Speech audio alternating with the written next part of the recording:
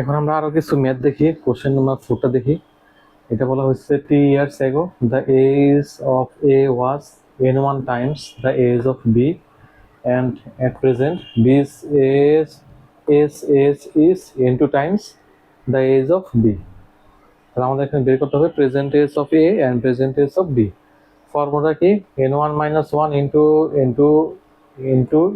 t divided by n1 minus n2। এটা হলো A এর প্রেজেন্ট এজ আর B টা হলো n1 minus n into t divided by n1 minus n2। এখন এটা আমরা দেখি কেমনে আসলে ফর্মুলাটা দেখি আমরা একটু। এটা হলো আমরা দেখি ফার্স্টে ওই আগের মতনই প্রেজেন্ট এজ অফ A সমান সমান A, present B equal B। Condition number হলো কি বলছে? অ্যাট প্রেজেন্ট এজ ইজ, এর বয়স হলো n2 times the age of B at present. তাহলে A equal to n2 into B। আর কন্ডিশন নাম্বার 2 হলো t years ago, A was n1 times the age of B। তাহলে A minus t equal to n1 into B minus t। এখন আমরা এখানে এর ভ্যালুটা বসাই দিই, এই যে বসাই দিয়েছি। তারপরে আমরা একটু সাইড চেঞ্জ করলাম, এখানে বিটা নিয়ে আসলাম। তারপরে এখানে এটা বিটা কমন নিলাম, এখানে টিটা কমন নিলাম, এই বিটা এখানে রাখলাম। আর এটা আমরা নিচে নিয়ে নিলাম, এখান থেকে -1 একটা কমন নিলাম, এখান থেকে -1 কমন নিলাম। তাহলে আমাদের কি থাকলো? n1 minus 1 t divided by n1 minus n2। B এর রেস্ট আমরা পেয়ে গেলাম। এখন বি এর রেস্টটা আমরা এখানে বসাই দিই, ইকুয়েশন 1 এ বসাই দিই। বি এর রেস্টটা আমরা ইকুয়েশন 1 এ বসালে কি পাই? A raise n1 minus 1 into t into n2 divided by n1 minus n2, এই যে এটাই পাই। তো আমাদের যদি এই ফর্মুলাগুলো একটু মনে থাকে শর্টকাটের, তাহলে আমরা ভ্যালুগুলো বসাই, ম্যাথটা হয়ে যেতে পারে। এখন আমরা একটা ম্যাথ দেখি।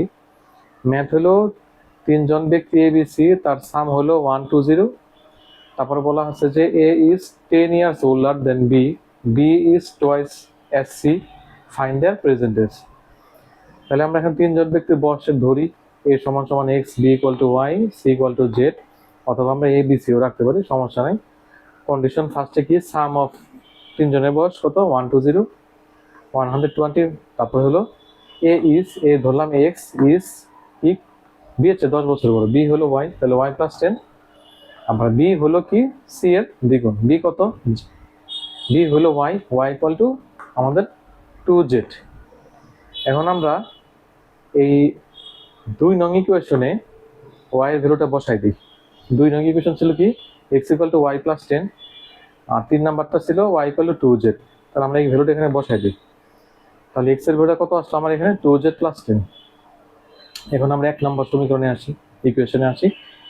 1 নম্বর ইকুয়েশন ছিল x plus y plus z equal to 1 2 0।